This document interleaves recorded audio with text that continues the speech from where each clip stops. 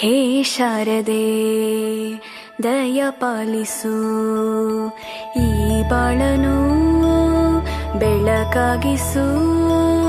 ಹೇ ಶಾರದೆ ದಯ ಪಾಲಿಸು, ಈ ಬಾಳನು ಬೆಳಕಾಗಿಸು.